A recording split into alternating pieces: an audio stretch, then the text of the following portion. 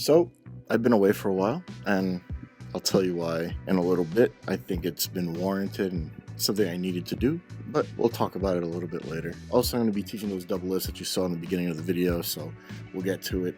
3 double lifts to make you look like a pro, even though you may not be, but it'll help you look dope. So a few days ago, I went to a convention, not a magic convention, not like the magic we're doing or that we do or that you're learning, more like fantasy magic. It was Level Up. It was this convention right here, Level Up.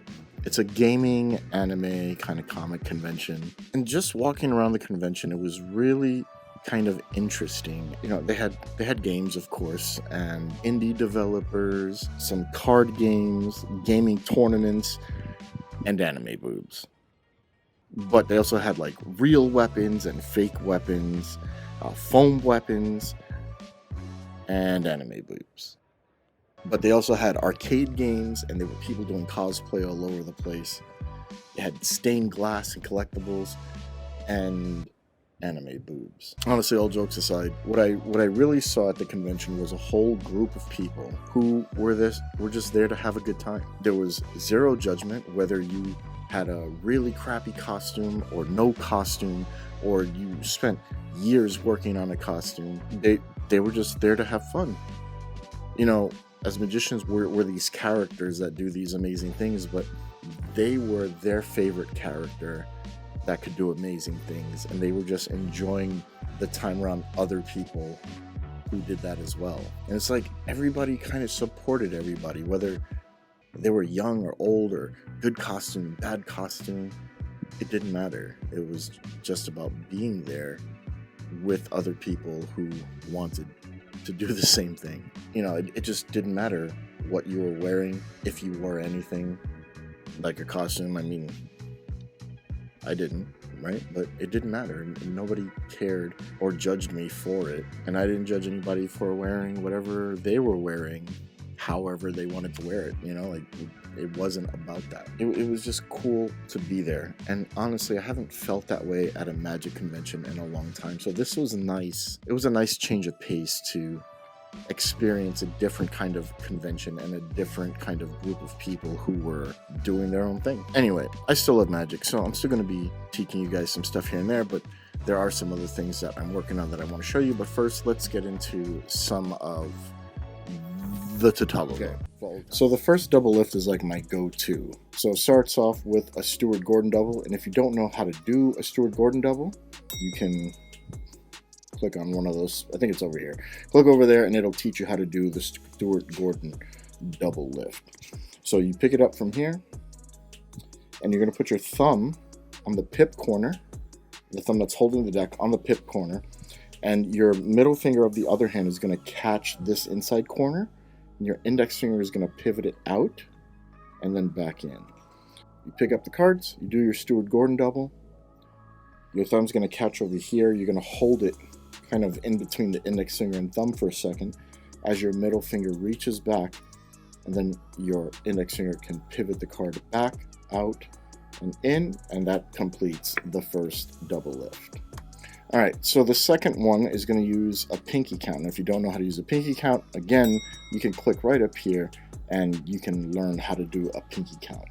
But you start with the pinky count, and it's going to be almost the same thing as the last double, except you're going to do it from the deck. So your thumb's going to hold the brake, your ring finger is going to push up on the brake, kick it out a little bit so your thumb could catch that corner of the double.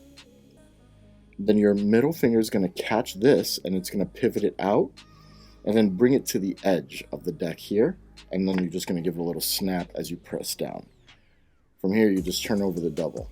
This one's a little trickier because as you're springing the double, they can separate, so you have to really press down. So you come over, pivot, go onto the deck, thumb presses down first, middle finger flicks, and now you can finish the double.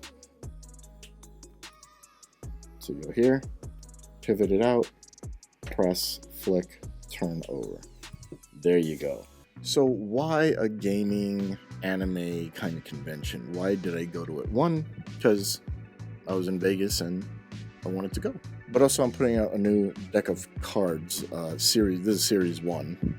It's the name of cards. And it's on pre-sale right now, actually. You can check below the video. You should see it under the sales bar there, or you could go to 𝗏𝗏𝗏𝗏shop and you could find out more about it, because there is a lot to this. Now, I'm going to tell you right off the bat, it's a regular deck of cards. You could use it for Magic, you could use it to play cards, you could use it for whatever you want. It is a regular deck of cards, but there's a lot of other things in the deck and around the deck that kind of change what it is. So there is a story behind the deck, and we're actually going to be putting out a comic with it, and the story has different layers, and you could decide to take it as deep as you want if you want to, or you could just get the cards and use them for what they are. But the cards are the key to going deeper into the story.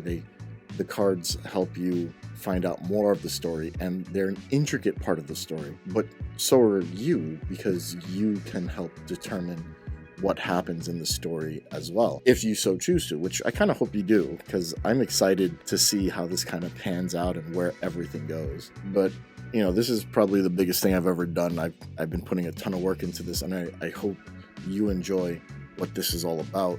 And this isn't the first deck. There's going to be other decks that have other secrets and other things involved in the story as well, to help you along and to help the story along. I wanted to do something else besides just put out a deck of cards. I didn't want to just put out another deck of cards for sale. I put out my first deck, Dead Hands, and it was so amazing to see you guys support me on that. But I wanted to do something with you guys. So this is that test. This is that trial. I'm trying to do it. I'm trying to put it together, and it's going to grow and get better as time goes along. And I hope you're part of that growth process as well. So if you go to 𝗏𝗏𝗏𝗏shop right now, you'll see what's going on with the cards. As things get updated, I'm going to be updating the website where you can pre-order the cards now. Of course, after the pre-sale, the price will go up, and we're going to be releasing some little teasers of things in the comic and some other things as time goes along. In fact, we already made the comic, so now we're just getting it illustrated and deciding exactly what's going to be the finished product. I'll be updating the website soon. You'll also get emails if you are on the list at 𝗏𝗏𝗏𝗏shop. Please go check it out. I hope you will. But let's finish the tutorial. Okay, so the last double is kind of like a frustration count, in that the way you pivot it. So let's talk about the pivot first, and then we'll talk about everything else. So you get a break on 2 cards. Your ring finger is going to push up on that break, and your index finger that's holding the deck is going to catch the front corner, as your thumb of the right of your other hand that's not holding the deck is going to catch the inside corner.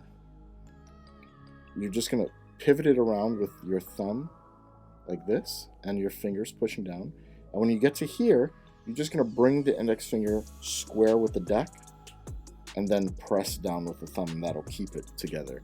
Now from here, you can square the deck onto, you could square the double onto the deck, or you could just turn it over. But this can be a little bit tricky because of the way you're placing the card down. But I think it's a nice, elegant way to show a double if you so choose to. So just pick up the double here, pivot around, place on top of the deck, and put it down. Now, let me just say, there are people in the comments who are going to be like, oh, that's not natural. Laymen don't do that. It doesn't matter. First of all, nothing magicians do is natural. And what laymen do has nothing to do with what I do as somebody who's a professional using a tool that I use all the time. So if your argument for not doing a double is that laymen don't do it, then stop doing magic. That's it. There's no excuse. There's no reason why you should be doing things the way a layman does it. It doesn't make sense. So you're here, get your break on 2, index finger, thumb, pivot, place.